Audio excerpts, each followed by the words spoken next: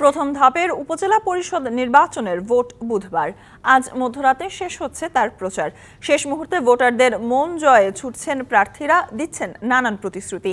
প্রচার প্রচারণায় ভোটের মাঠে আছে অভিযোগ পাল্টা অভিযোগও, আর নিজেদের ভোটাধিকার নিয়ে সজাগ সাধারণ মানুষ।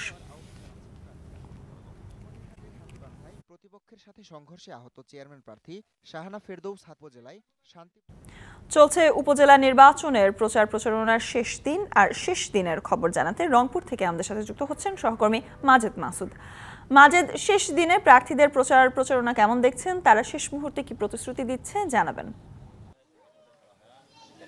স্বর্ণা, আসলে টানা তাপপ্রবাহ ও খরতাপের পর আজকের আকাশ অনেক মেঘাচ্ছন্ন, শীতল আবহাওয়া। তবে নির্বাচনী যে উত্তাপ, এতে এলাকা একেবারেই সরগরম। শেষ মুহূর্তের প্রচারণা মধ্যরাতেই শেষ হচ্ছে, তাই প্রার্থীদের কেন্দ্রে যাওয়ার আহ্বানের পাশাপাশি উন্নয়নের নানা প্রতিশ্রুতি দিচ্ছেন প্রার্থীরা। এই মুহূর্তে আমি রয়েছি কাউনিয়া উপজেলার সারাই ইউনিয়নে। এখানে যিনি চেয়ারম্যান পদপ্রার্থী আব্দুর রাজ্জাক আনারস প্রতীকে প্রতিদ্বন্দ্বিতা করছেন, তিনি প্রচারণা চালাচ্ছেন। আমরা একটু তার কাছ থেকেই জানতে চাই একেবারে শেষ মুহূর্তের প্রচারণায় উপনীত হয়েছেন, ভোটারদের কি প্রতিশ্রুতি দিচ্ছেন, জয়ের ব্যাপারে কতটা আশাবাদী, নির্বাচনী পরিবেশ কেমন দেখছেন? আলহামদুলিল্লাহ, নির্বাচনী পরিবেশ ভালো আছে এবং ভোটারদের ব্যাপারে যে প্রতিশ্রুতির কথা বলছেন, আমি বিগত দিনেও আমি ভোটারদের সঙ্গে ছিলাম, সুখে দুঃখে তাদের পাশে ছিলাম। তাই সারা উপজেলা জুড়ে আনারস মার্কা আমার আনারস মার্কার জোয়ার বইছে। আর প্রতিশ্রুতি মানুষের বেশি চাওয়া পাওয়া নেই। জনগণের কাছে তারা শুধু এটুকুই চায়, জনপ্রতিনিধিদের কাছে, যে সুখে দুঃখে যেন তাদের পাশে পাই। লোকাল রাস্তাঘাট, স্কুল কলেজ প্রতিষ্ঠান এগুলো করি, মসজিদ মাদ্রাসার উন্নয়ন করি, এটুকুই তাদের প্রত্যাশা।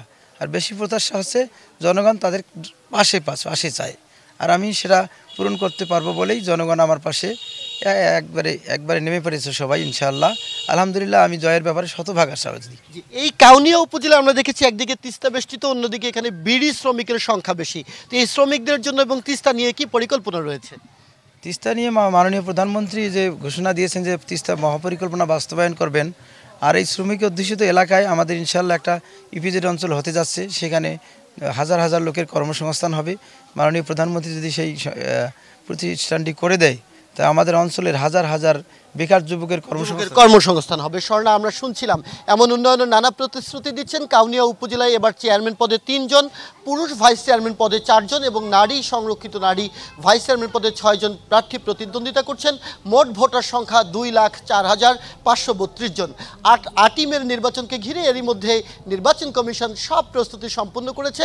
ভোটাররা তেমন কোনো উদ্বেগ উৎকণ্ঠার আশঙ্কা করছেন না। ফলে জাতীয় সংসদ নির্বাচনের চেয়ে স্থানীয় এই নির্বাচনে ভোটার উপস্থিতি বেশি হবে বলেও ধারণা করা হচ্ছে। স্বর্ণা, সহকর্মী মাজেদ মাসুদ আমাদের সাথে যুক্ত ছিলেন।